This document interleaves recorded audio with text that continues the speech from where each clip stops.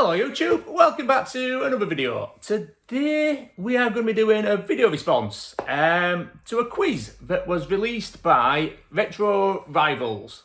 I'm really bad with channel names, but I'm pretty sure it's Retro Rivals. A Canadian couple, I believe. I wasn't aware of them until I saw this video doing the rounds. But yeah, been over, check the channel out. Really nice couple. Really like the videos. So yeah, go check them out if you're not aware of them. Link in the description. I first saw this on Gordon's channel, though, Gib84 Gaming. So yeah, again, if you're not aware, link in the description. And I thought, that's a brilliant little quiz, is that? I really want to have a crack at that, because I'm enjoying making video responses at the minute. So basically, it's, are you a gamer or a collector? It's 10 questions, you tally up your points, and whatever you get at the end, there's a list of different options of what you are. So, I have been, over my lifetime of gaming and collecting, right at both ends of this spectrum, I do believe. So, I have definitely been a hardcore collector where I didn't play games at all for months and months on end, years even. And I have been the total opposite recently, where I was just buying games, playing them, selling them, and I didn't own more than 1 to 2 games at a time. So yeah, definitely been both ends of the spectrum. I think I'm going to sit somewhere in the middle now. I probably lean more towards a gamer than a collector. We'll see what I come out as when we've answered all these questions, won't we? Let me get a pen actually, I'll be back in a minute. So yeah, I'm going to read the questions out. They'll be up on the screen. In fact, let's move over a bit. So yeah, they'll be up here. I'll read the questions out. I've written them all down because I'm not fancy at like getting my laptop set up and all the rest of it. So they're all written down and I'm going to highlight what my answers are. We'll tally them up at the end and we'll see what my total is. So if you want to play along, either do a video response to Retro Rivals or just put your total in the comment section and you'll see what you are. So first question then. How do you treat sealed games? For 5 points, seals exist to be broken, games exist to be played. 3 points, I rarely keep anything sealed unless I have a duplicate. 1 point, I'll open them if I get curious. Or nil point, they stay sealed forever. Simple one for me is this. I could not care less about sealed games. If I've got a game and it's sealed, it's just because I haven't got round to it. I'm trying to think if I've got any sealed games. I had a sealed PS4 game, but I think I've opened it. I had some sealed Atari games. I've opened all them. Oh, yeah, I have got a sealed game, actually. I've got a couple, actually. Thinking of it. Oh, there's one. Yeah, look, there's a sealed game. I've got a sealed game. But yeah, I am strongly in the camp of seals exist to be broken. Games exist to be played. I could not care less about seals. Can't get this out of the box protector because the seal's stuck to the bloody box protector. But yeah, sealed game. I think I've got another sealed Game Boy game in there somewhere as well. But, I mean, over the years, I have opened some really, really expensive sealed games. So at one point I had the big 3 PAL 32X games and I bought all 3 of them sealed. And I opened all 3 of them.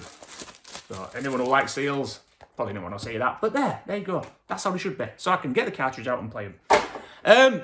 Yeah, I had the big 3 32X games. I think I paid £1,400 for Primal Rage, and I want to say T-Mech, but it could have been Dark Side. I can't remember which one it was. And they were sealed brand new. I had all 3 of them sealed brand new, and I opened all 3 of them. Did it drop the value? Realistically, no, because by the time I sold them, they'd gone up in value. There and then, probably did, yeah, drop the value. But I wanted to play them, so it's as easy as that. Seals exist to be broken. So I get 5 points for that one. It was an easy question for me, but yeah, always going to open a sealed game. I do buy quite a lot of sealed games, though. So there you go. Because as far as I'm concerned, I do want the games to keep, and I want them in as good condition as I can get them. So if you buy a sealed game, there's a good chance it's going to be in nice condition, isn't it? Right, anyway, question 2. When someone asks, what are you playing right now, you can immediately launch into a detailed rant about mechanics, bosses, story, etc. 3 points, name a clear current game. 1 point, mention a couple you're dabbling in. 0 points, only name what you bought recently. Bit of an odd one for me, I suppose, this one. I don't really talk much about gaming other than with you lot. So, while I can immediately launch into a detailed rant about mechanics and bosses, I don't think I ever would. But when people who know that I play games ask me, I generally will tell them what I'm playing. So, I mean, I talk to a lot of people off of here on Instagram. You all know who you are, there's quite a few. And I might get into some sort of like big discussions about what games I'm playing, etc. on there. But yeah, I'd go with 3 points for that. I don't mention a couple I'm dabbling in because I generally don't dabble in games. I play a game to play it. So yeah, we'll go with name a clear current game. So right now, Need for Speed Underground. I'm balls deep into that, really enjoying it. Yeah, quality game. And that's about as far as I'd go into talking about a game with most people, generally. Because no one wants to fucking know, let's be honest. No one wants to know the mechanics of how to get round the corners fast, when to brake, etc, etc. No one cares. Anyway, yeah, 3 points. I'm going with 3 points. So we'll mark that up. I'm going to add them up at the end. So I'll read out what the scoring system is, and then I'll count up and I'll get back to you, so we'll see what I am. Question 3. You find a game while thrifting, first thought. So I think that's like charity shops, isn't it? Thrifting. Or car boot sales, that sort of shit. 5 points. I can't wait to play this. 3 points. Great pickup. 1 point. Straight to the shelf. Or 0 points. I already have this sealed. Well, it's definitely not 1 point or 0 point. But I don't think it's 5 points either. I can't wait to play this. Very, very rare you're going to find a game in a charity shop or something, but you can't wait to play, isn't it? But at the same point, I only pick games up that I want to play. So if I saw a stack of games in a charity shop, unless they were PS1 games, I would only pick them up if I really wanted them. PS1 games, if they're in really nice condition, I will pick them up regardless, because I like to have spare cases, because, yeah, idiot eBay sellers put them in bloody jiffy bags and they get smashed to pieces in post, don't they? So I like to have spare PS1 cases. But in general, I would only pick up a game I wanted to play. I might not want to play it there and then, so I don't think it'd be 5 points.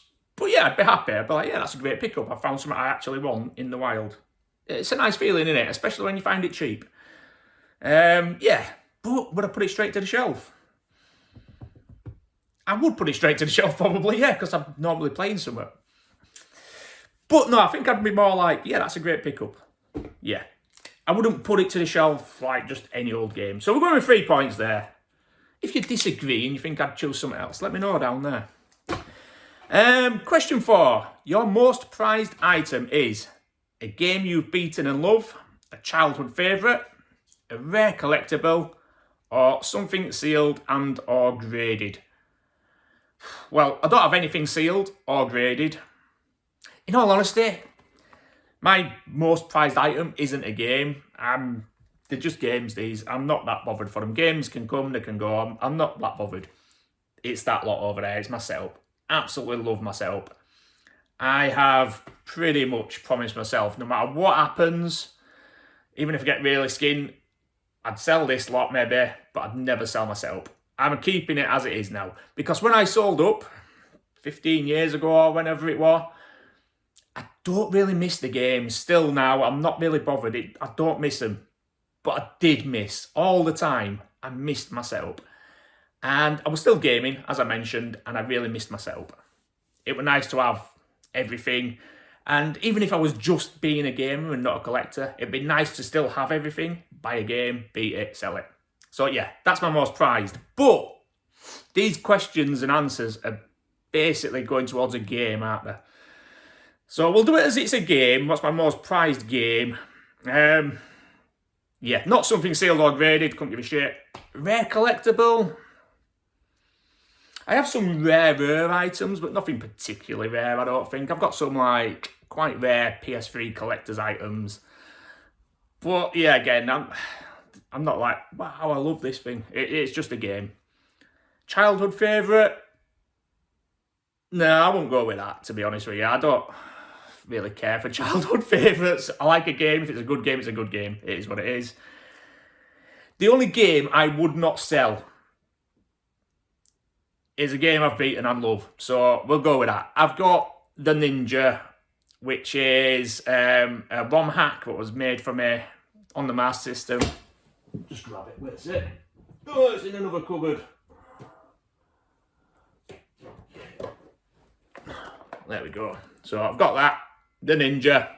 Yeah, it is the only game I would not sell, is that. So it's a ROM hack. It was made for me by the people at the Sega 8-bit forum. Yeah, it's the only game I kept when I sold everything, because it's got like special memories attached to it. Not just as a game, but as a time period sort of thing. So yeah, that is the only thing I wouldn't sell. So a game you've beaten and love, because it is. It was made for me as a ROM hack of that game, because I beat it loads and I love it. So there you go. Question 5. How often do you finish games you start? 5 points, almost always. 3 points, half the time. 1, occasionally. 0, never.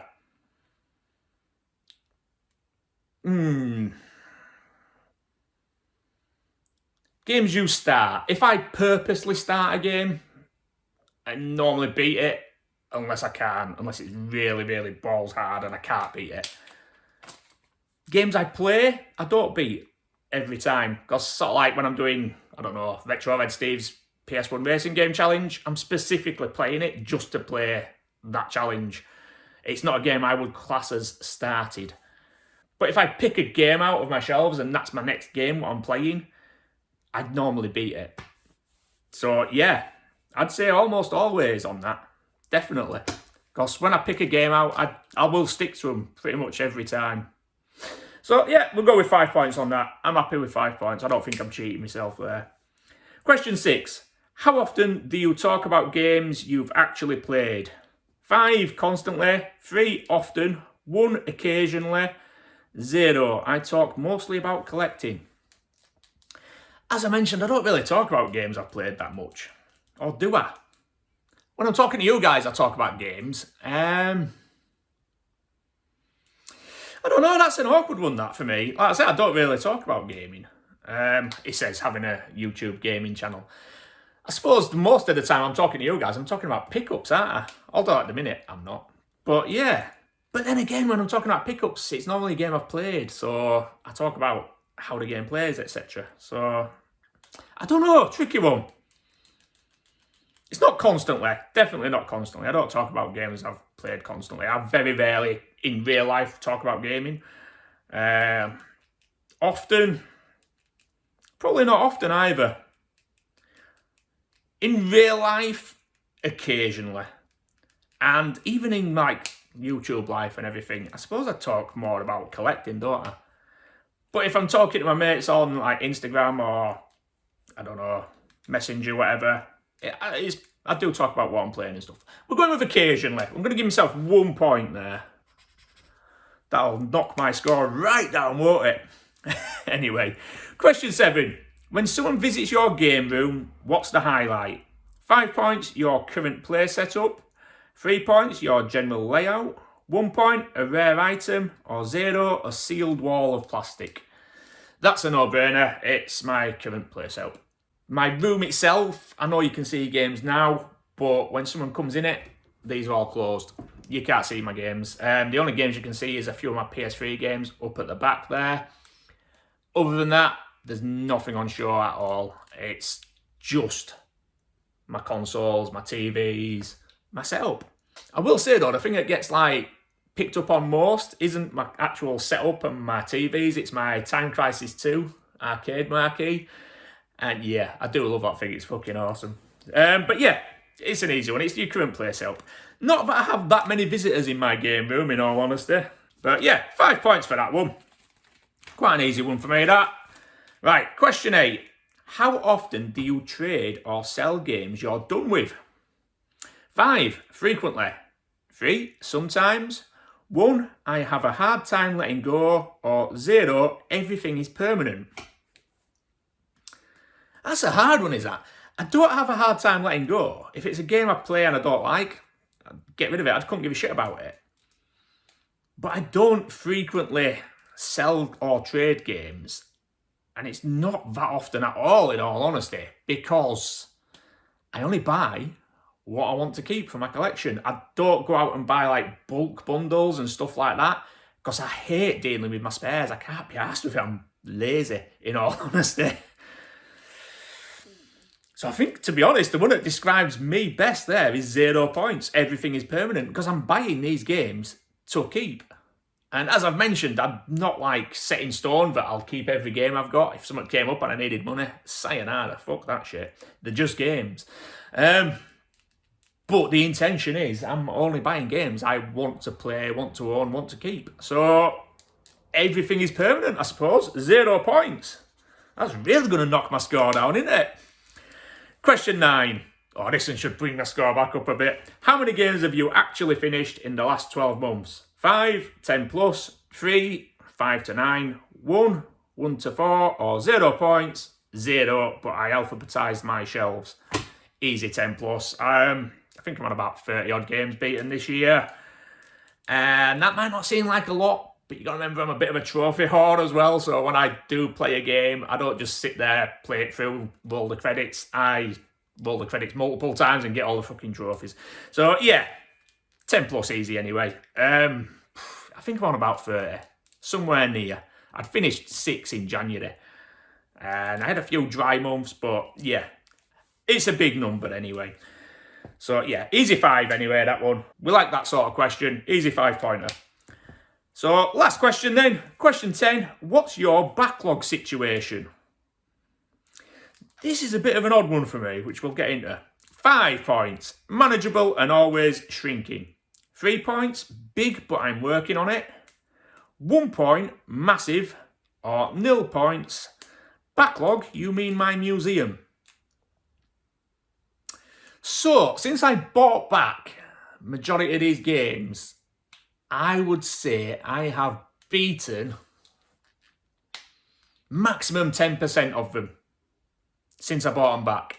Because I am buying way more than I'm playing. And as mentioned, that is because I don't just chuck a game in, give it a quick blast. I don't just chuck a game in and beat it. I will play it and play it and play it until I've got what I want to get out of it. So I can spend a long time on one game. So, yes, my backlog is probably massive, but I have beaten a lot of these games in the past. I'm buying back games that I love. I'm buying back games I enjoy playing. I'm buying back games that I have fond memories of beating. So when you look at it that way, is it really a backlog? I don't know. Confusing one for me, that. I'd say I've probably beaten about 75% of the games on these shelves, including these Game Boy Advance games as well. I've beaten a hell of a lot of them. Tricky one. I tell you what, we're going to go with, since I bought it back, how many have I beaten? We're going to go that way. I'm not going to include what I've beaten in the past. So we're going to have massive. I've got a massive backlog. 1 point. So I'm going to tally it up. So I'll just put the scorecards up here of what you are, depending on what points you are. And then I'll tally up and we'll see what I am. So 0 to 14 points. You are the curator, museum owner, preserve gaming history, play nothing, but your shelves are immaculate. Future generations thank you. Doesn't sound like me at all, although my shelves are generally immaculate. And, you know, my games are in really good condition. It doesn't sound like me because it says you play nothing, and I play most nights. 15 to 29, the collector who sometimes plays. You intend to play eventually. Your shelves get more attention than your consoles. I go through phases where I'm that, but at the minute I wouldn't say I'm that. 30 to 39 points, the balanced hybrid. You collect and you play a healthy mix of game time and shelf time. I'd say that's where I sit in real life. We'll see what the points come out as, but I reckon I'm going to be somewhere there anyway. And then 40 to 50 points, you're a true retro gamer. Although I suppose that is, depending on what you play, you're a gamer. You play what you buy, you replay what you love. Your game room has soul, controllers worn, shelves honest. Actually sounds how I think I am, but I know I'm not too far gaming. I am a collector as well. I class it as two separate hobbies, by the way. Gaming's one hobby. Collecting's totally different and separate from my gaming. It just ties in with it. So, yeah. So let's have a tally up. I'll have a quick tally up and we'll see what I am. Right, so yeah, as I thought, I'm a balanced hybrid. I got 33 points. So collect and you play. Healthy mix of game time and shelf time.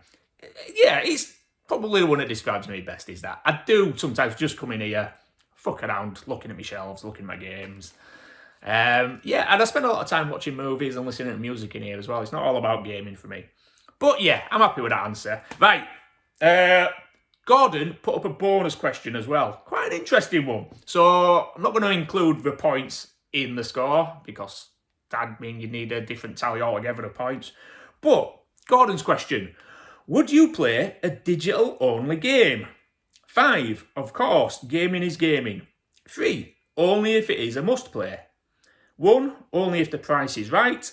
0, if you can't put it on the shelf, it's not a real game.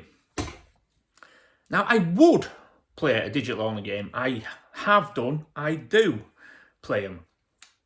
Say digital-only, I've got quite a few light gun games on the PS3, which were only ever released on digital on the PS3. So I've got Mad Dog McCree, Wicked Monsters Blast, a few others, mainly the American laser games. But I've got them. They were only released digitally on PlayStation. Now, I do own physical copies of some of these on other consoles as well. I don't have a problem with buying digital games other than I don't feel like I own anything. And if there's a game available physical, say it's a brand new game, it's, I don't know, 70 quid, and there was a deal on to get the digital copy for 50 quid, I would go buy the physical copy. Because when I'm done with it, if I don't like it, I can sell it. Easy as. If you get a digital game and you don't like it, what are you going to do? You just sat there, you're stuck with a file. It's not yours, they can pull it at any time. I don't know. It just feels like you're wasting your money to me when you buy digital. And it's the same with all media as well. I don't buy digital music, I don't buy digital movies. I want something to show for my money. Something that, if shit hits the fan, I can go, fuck, I'm going to sell this and get a bit of money back. I like to have something physical for my money. And it's not to fill my shelves. It's literally that. I don't like wasting money, as in, let's put it this way. I don't buy new cars because the minute you drive it off a forecourt, your money's dropped. I buy an old banger, I drive it to death, and I sell the fucking thing for the same amount of money I've paid for it generally. Or I scrap it because I've really caned it. I do 40,000 plus miles a year. Same principle with all the things I buy in life. So yeah, I've no issue with digital gaming. It's just not for me.